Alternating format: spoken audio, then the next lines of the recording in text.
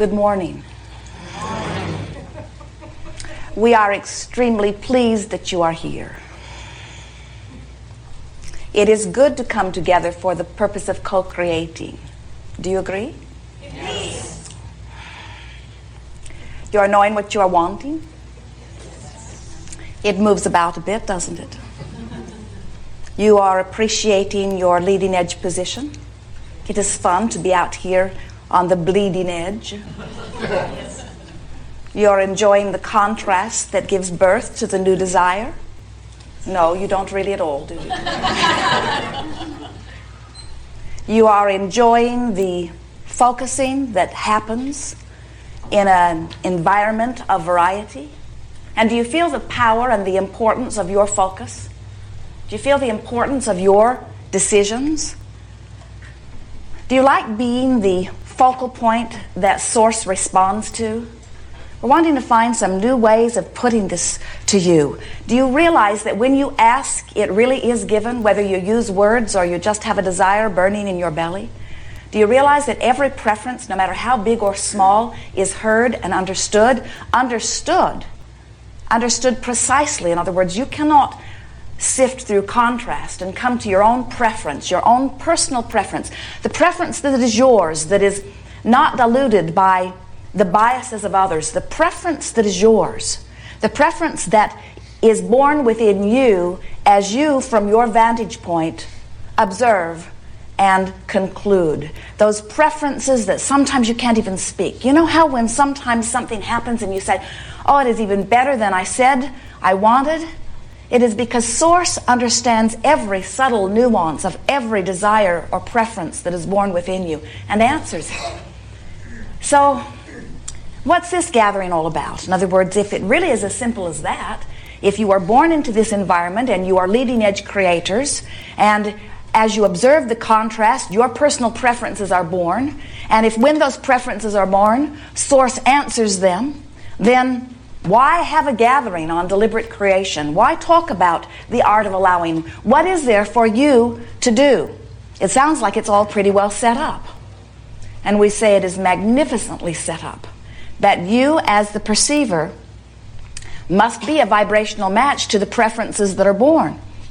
Because law of attraction says that which is likened to itself is born. You don't put your radio on 98.6 and expect to hear what is being broadcast on 101 FM. Jerry and Esther in the monster bus driving over here yesterday saw a truck driver really talking to someone. And Esther said, let's turn on the CD and listen to what he's saying. But they could not find him. They knew that he was talking to someone. He was animated, smiling, obviously having a very good time. They wanted in on it, but they could not find the frequency that he was broadcasting on. It was very discouraging. And so you understand that your transmitters and receivers must be in the same frequency if you are to have a conversation that works. And the same thing is true of law of attraction. It says if you have a desire that is broadcasting in one frequency and a receiver or belief that is broadcasting in another frequency, you're not going to have a connection that manifests for you, you see. And so this gathering we are calling Art of Allowing. Allowing meaning allowing vibrational alignment with that which is your source. And when you do that, all that you consider to be good flows easily into your experience. Sometimes, as you stand in a contrasting moment where you are prodded into a very clear statement of desire, and you say, oh, I want my body to be well, or I want enough money to pay my bills, or I want my lover to come back, or any number of things that your contrasting experience provokes you to. But as you stand with not enough money, explaining to almost everyone that you do not have enough money, feeling sad or worried or even panicked that you don't have enough money, you are not a vibrational match to enough money. You are a vibrational match to not enough money. And it does not matter how often you speak it or how hard you work. If you are vibrationally matching not enough money cannot come. That's why the rich get richer and the poor get poorer and the sick get sicker and the well get weller. In other words, whatever it is you seem to be living, it seems to be easier to focus upon. And we understand that. It's easy to talk about what is. It's easy to look around in an observing format and say, this is the way that it is.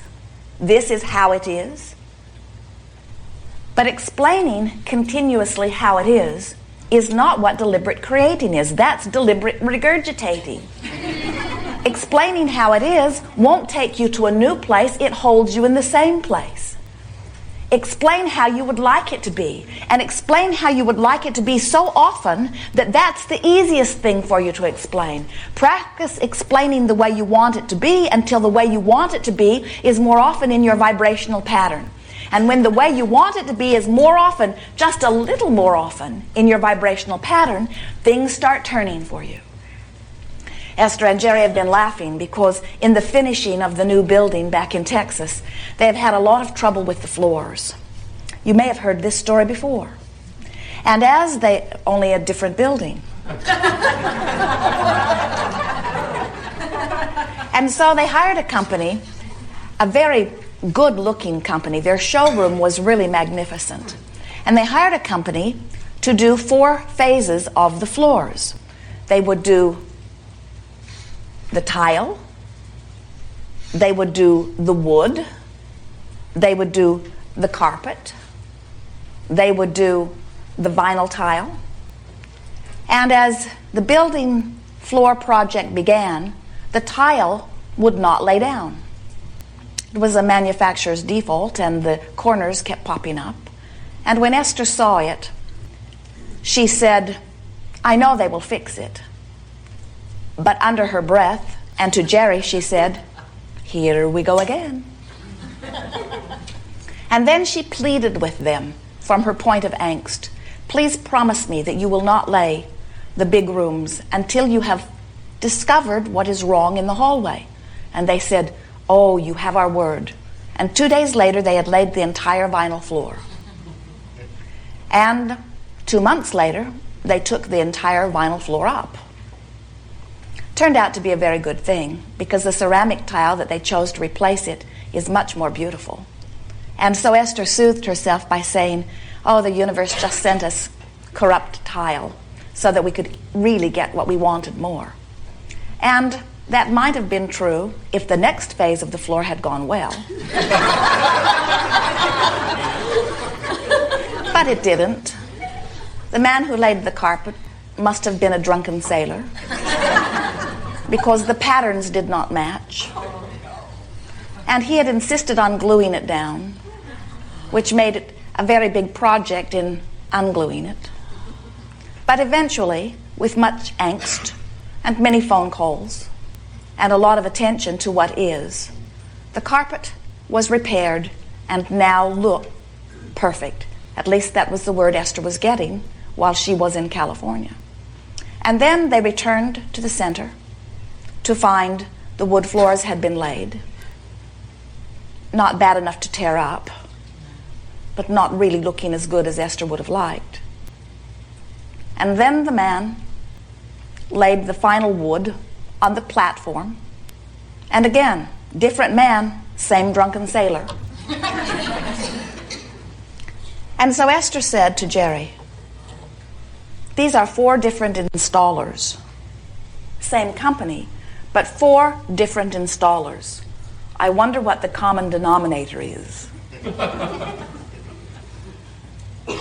We think she knows that the common denominator is, look at this floor is not right. Look at this floor is not right. Look at this floor is not right. Very hard to imagine a perfect floor when you are looking at the floor that the drunken sailor put down. Very hard to imagine a perfect floor when you are getting reports from those who are looking at the floor that they wouldn't accept it if it were their floor.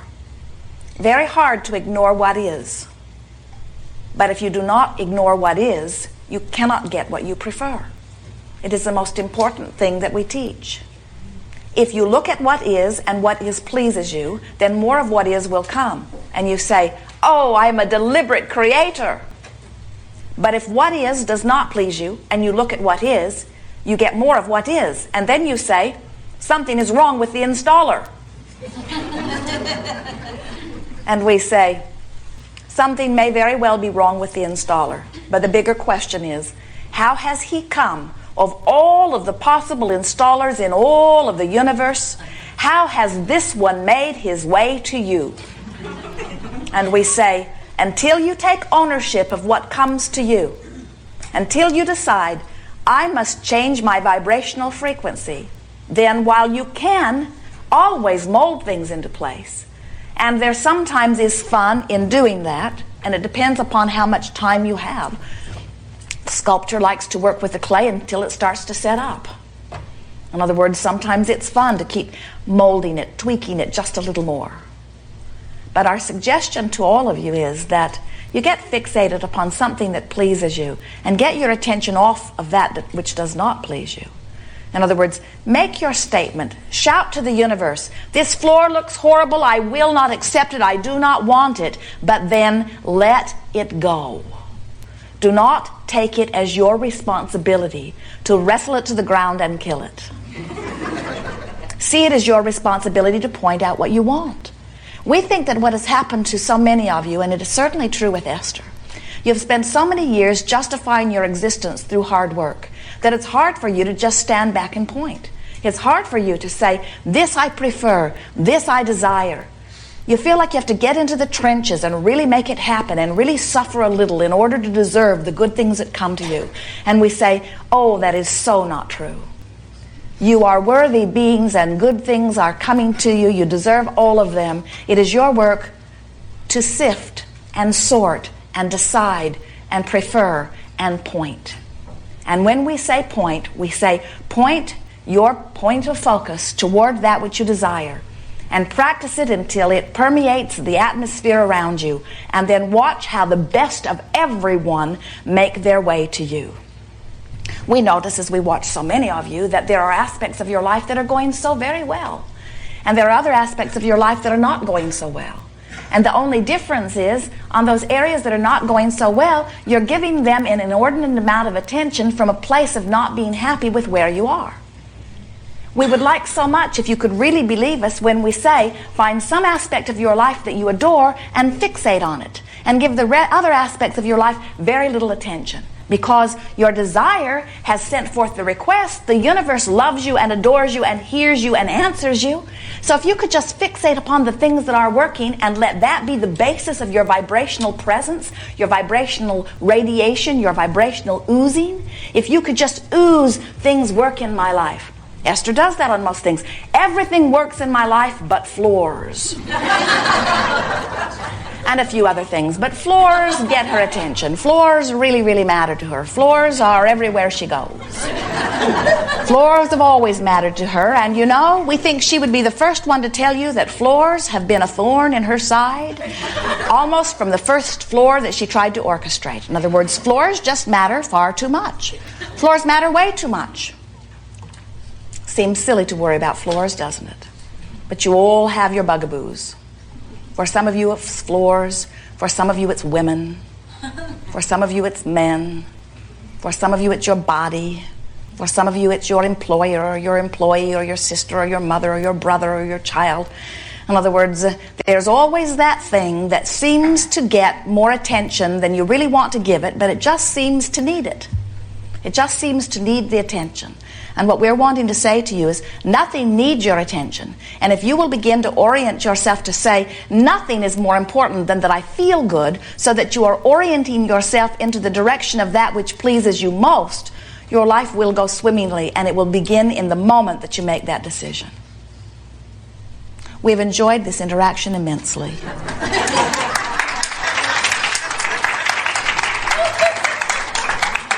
There is not another thing that we could ever give to you that would matter a whit. Everything that we have just said pretty much sums up what deliberate creation is. It's find something that makes you happy, fixate on it, and let the good times roll. We're willing to stay around a little longer if there are some things you want to talk about, but there will be nothing really much more important that will be said here. You may discover as we are moving forward that we are not particularly eager to focus with you upon your issue. Or every floor in your house could be destroyed.